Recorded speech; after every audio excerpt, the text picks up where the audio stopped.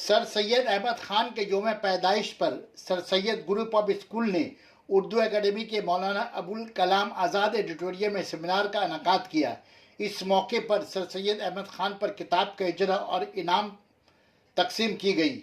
मेहमान खुसूसी रियासती वजीर जावेद अहमद खान, MP नदीमुल हक, रिटायर्ड WBCS अफसर नईम अहमद, प्रोफेसर डॉक्टर साले बेगम, डॉक्टर नौशाद मोमिन, professor doctor Mohammad Mansoor Alam, professor M इरशाद आलम शरीक रहे।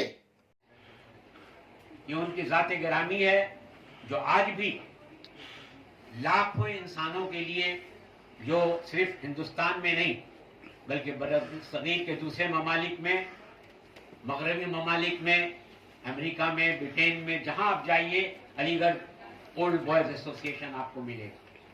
वो काम कर रहे हैं अपने इलाका में बड़े अच्छे ढंग से। तो सर सैयद एक इंस्पिरेशन के तौर पर हमारे दरमियान आज वो नहीं है, लेकिन उनकी बातें, उनकी तालीमात, उनके काम करने का ढंग, जिंदगी को एक नया ख्वाब देकर खास तौर से हिंदुस्तान की तकदीर को बदलने का एक तरीका जो उन्होंने हम लोगों के सामने रखा, एक इनकलाबी शख्सियत थी, इनकलाबी। जरा आप उस दौर का ख्याल कीजिए जिस दौर में सर सैयद पैदा हुए, वो लिए लग गए। लोग कहने लगे वो कहाँ किसकी बात माने है, भाई सैयद तो कुछ दीवाने हैं। ये खिताब, ये उनके ऊपर इल्जामात लगाए जाते थे, मजाक उड़ाया जाता था। आज हम सर सैयद के उन हालात का हम अंदाजा नहीं कर सकते हैं जिन हालात में उन्होंने अपना काम शुरू किया। और काम शुरू करने के बाद उन्होंने क्रिटिकल की बात कहते हैं, वो इनकलाबी शख्सियत थे, इनकलाबी शख्सियत जो उस माहौल में मानने के लिए तैयार नहीं थे कि हम इस तरीके से नहीं चलेंगे, हमको नया रास्ता सोचना पड़ेगा। और वो जो ख्वाब देखा उसको पूरा किया। एंग्लो ओरिएंटल कॉलेज की बुनियाद रखते हुए उन्होंने कहा था ये दाना बोया जा रहा है, इस दाने से बरकत का एक अजीम work continuously to develop your faculties, your qualities. और उसके बाद जिस ड्रीम को तुमने सोचा है, जिस ख्वाब को तुमने देखा है, उसके लिए मुसलसल ऑनेस्टली तरीके से काम करते रहो।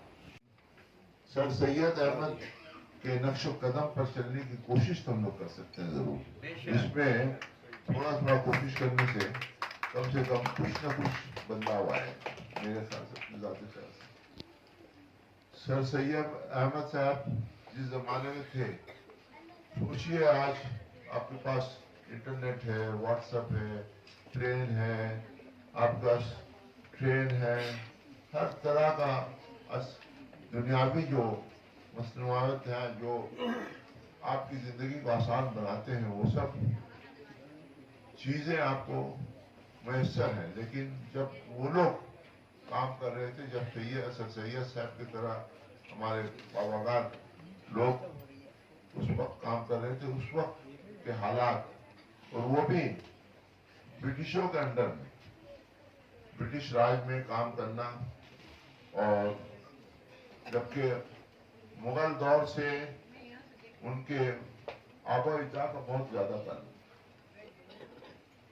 तो आप सोच सकते हैं कि कितनी कठिनाइयां होंगी उनको फेस करना हुआ होगा। और उसके बावजूद भी वो एक ऐसे मर्द मुजाहिद थे जो 1857 में जो मिटनी हुआ था, रिवोल्ट हुआ था, उसके बारे में उन्होंने हिम्मत नहीं हारी, बेचैन थे कि किस तरह जब मुसलमानों को टारगेट किया जा रहा था कि मुसलमान इसमें सबसे ज्यादा हिस्सा लिए थे, शेयर उनका था, और ब्रिटिशरों ने ये तय कर दिया था कि मुसलमानों को इसका अजर देना का, इसका अजरा, इसका खराजा भुगतना होगा।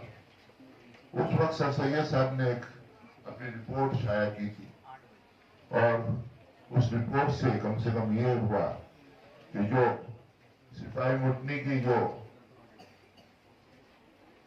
बात थी कि कौन इसके जिम्मेवार हैं, तो कम से कम मुसलमानों के साथ तो हुई है, जो भी कार्रवाई हुई होगी जरूर हुई है, लेकिन उसके बाद थोड़ा सा राहत मुसलमानों को मिली।